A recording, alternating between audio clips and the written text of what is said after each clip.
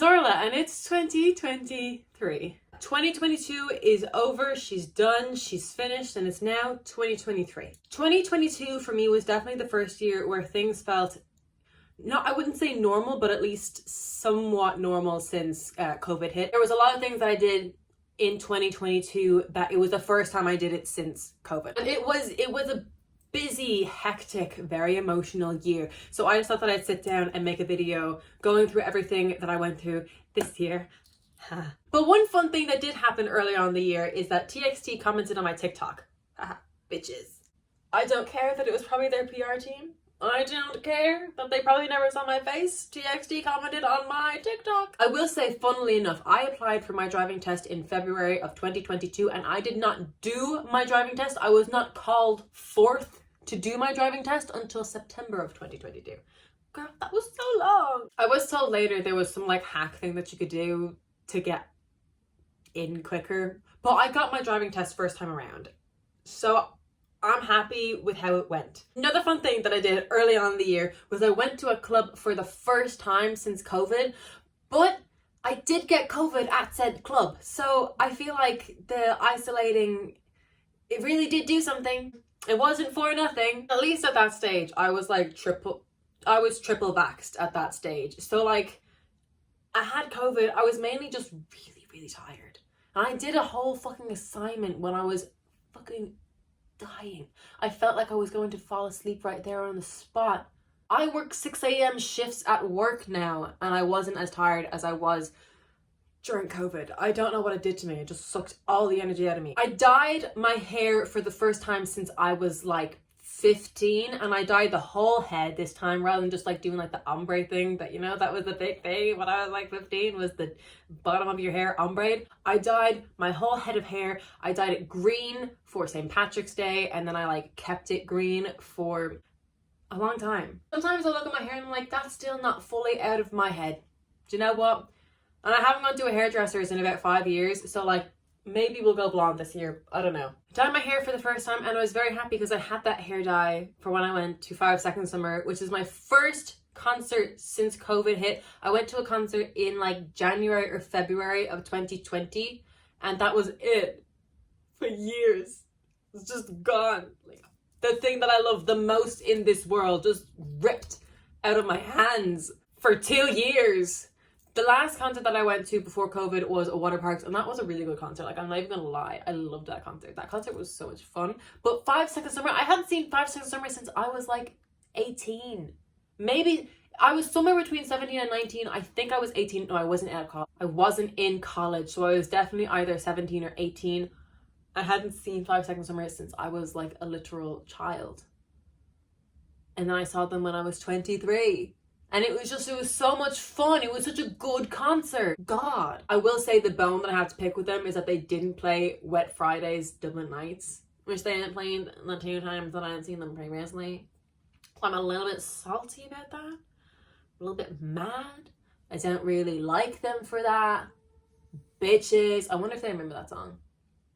I'd say they just forgot. I say they like actually forgot because it'd been so long since they've been to Dublin. I'd say they just forgot they wrote that song. And then like a week after that, I flew to London to see 80s. I saw 80s 2 nights in a row. That is so much fun. I would so recommend that if you have the funds and the opportunity to ever do that. Go to the same concert 2 nights in a row. It's so much fun. So one of the nights I bought tickets for and then the other night I was sent as like an influencer and I got the VIP, like the highway, and it was so much fun. I will say it was like, I'm so grateful for that experience. I also got to meet Ruth and internet friends. It was my first time ever meeting internet friends. I've never met internet friends. That's not a thing that I've ever done. Yeah, not a lot of my internet friends are from Ireland, but funnily enough, I did meet one of my Irish internet friends in London. Just flew to a different country just to see them, do you know? No, but 80s, honestly, it was one of the most incredible experiences, incredible concerts of my life. I'm going to see them again in a month. I need to book flights for that. Matters. Yeah, but High Wave, like obviously like I wish it was high touch, but I know because of COVID it couldn't have been. But it was still, I got to see them up close in person, in the flesh. And then very shortly after that, when I said goodbye to Ruth, it wasn't very sad because I knew I was going to see her again in like 2 weeks. So like 10 days later, I flew to Frankfurt for K-pop Flex. This was my first time in my life. Again, this was my first time in my life flying by myself, because obviously Ruth, Steph, and Liza, they are from England. So they flew from England and I flew from Ireland. It was my first time flying by myself. But yeah, it was a great experience. A bit of a catastrophe at K-pop Flex. I think I almost made a whole video about that. It was intense. It was a lot. As some people who follow me on TikTok know, I went to the first day. I was supposed to go to the second day, but I got the times fucked up for the second day. And I missed the whole thing.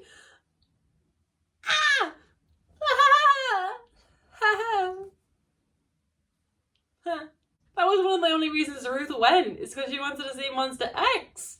There were a few catastrophes at K-pop Flex, but I went to a K-pop club out there. It's very fun. I met a lot of like really, really lovely people. And like, even though there was the catastrophe at K-pop Flex, I still had a really great time in Frankfurt. We didn't do a lot. Like, we didn't do a lot of like touristy things. We should have. We were just so like, it was just, we were vibing. We were spending time together. It was such a fun time. Oh, and I saw G-Idol in the flesh. We were walking around Frankfurt, and then I was just like, that's G-Idol. That's them. Oh my god, my friend in work called them Giddle the other day. I've heard Idol, I've heard G-Idol, I've never heard Giddle.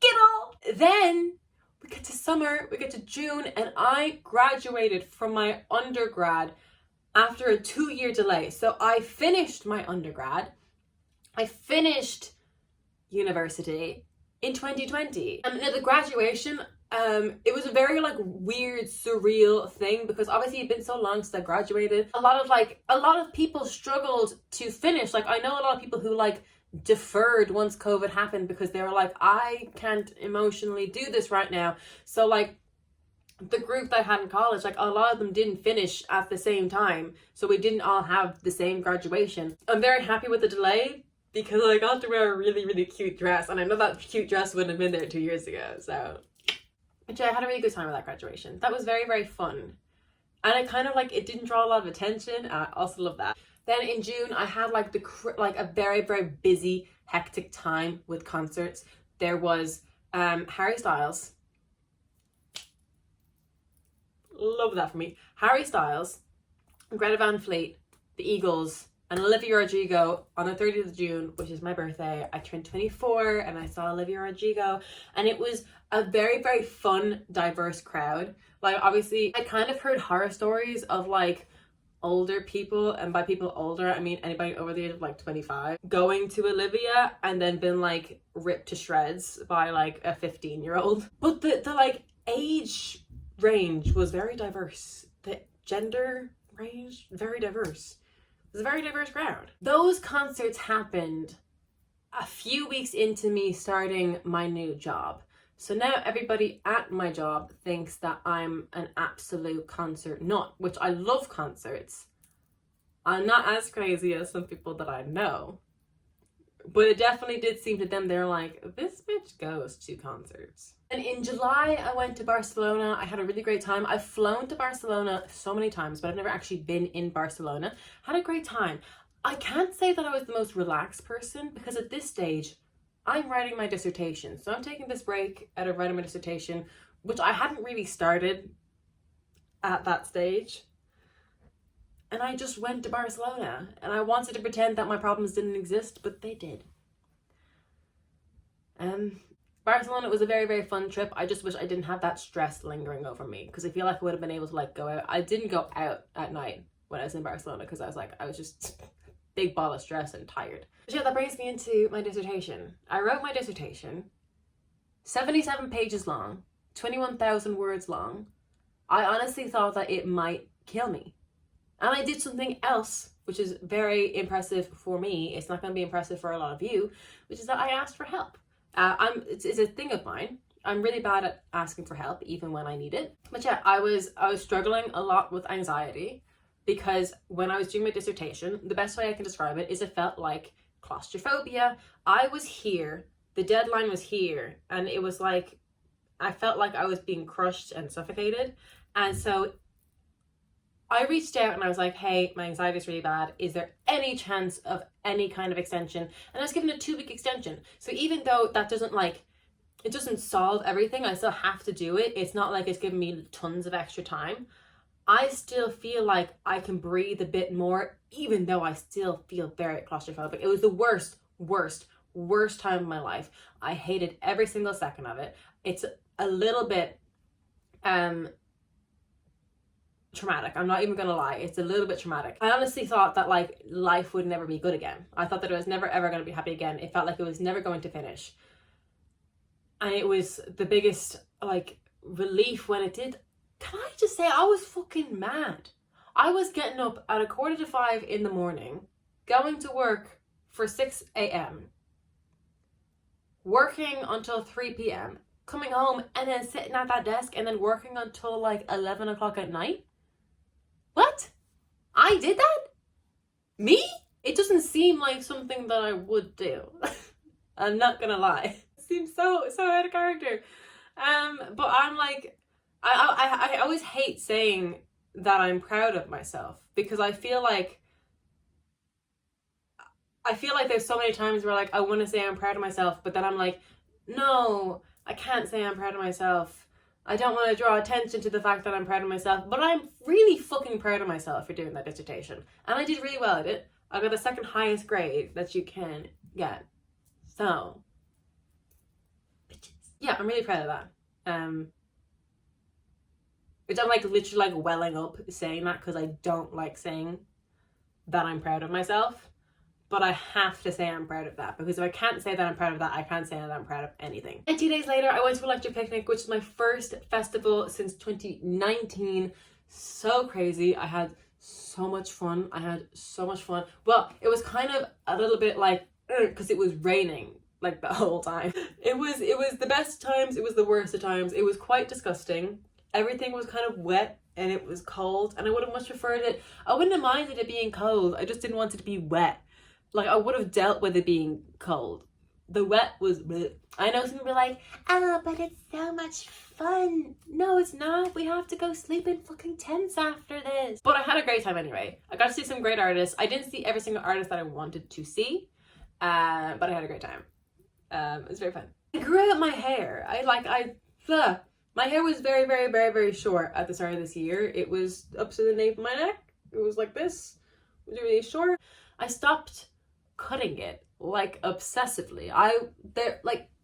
There were months between 2021 and 2022 where I cut my hair every single day for weeks, obsessively. I had to do something, and so I just cut my hair.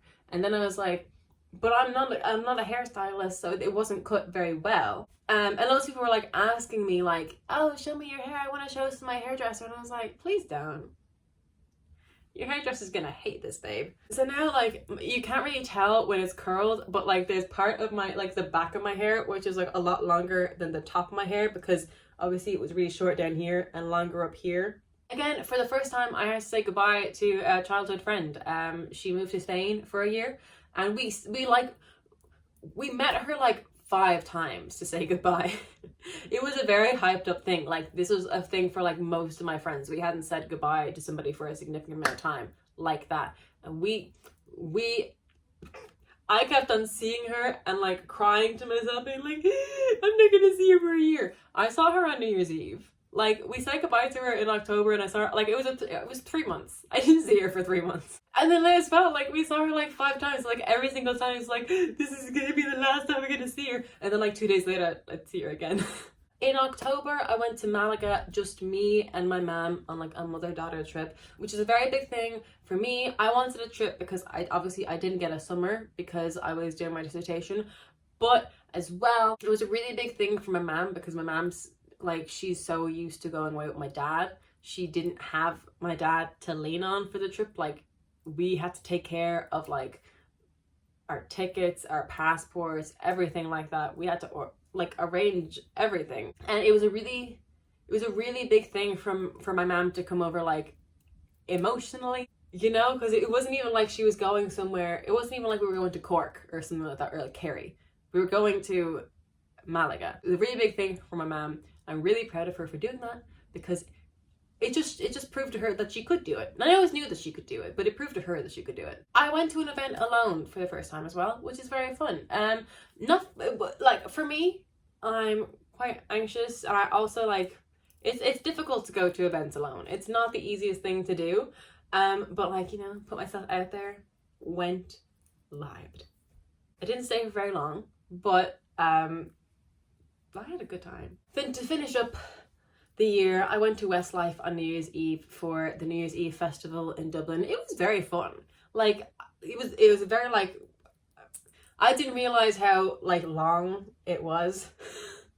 We were very far away from the stage, but we still had a great time. My friends cried. I had a great time. When the night was finished, we weren't finished at partying, so we just walked around town and sang like white people turn music, like Sweet Caroline, Come on Eileen, Living on a Prayer. It was a good night. It was a good night. 2022, it was a year. It was a packed year. And you know what? I don't want to like set myself up too emotionally for 2023. I just want to strive for bigger and better things and hope that it is a good year. I know there's going to be downs, there's going to be ups, there's going to be downs, there's going to be good times, there's going to be bad times. It's a year, whole new plate. I hope that you guys are having a good time. If you like this video, give it a thumbs up and subscribe. Turn on post notifications. Follow me on my social media, and I'll see you when I see you. Okay, bye.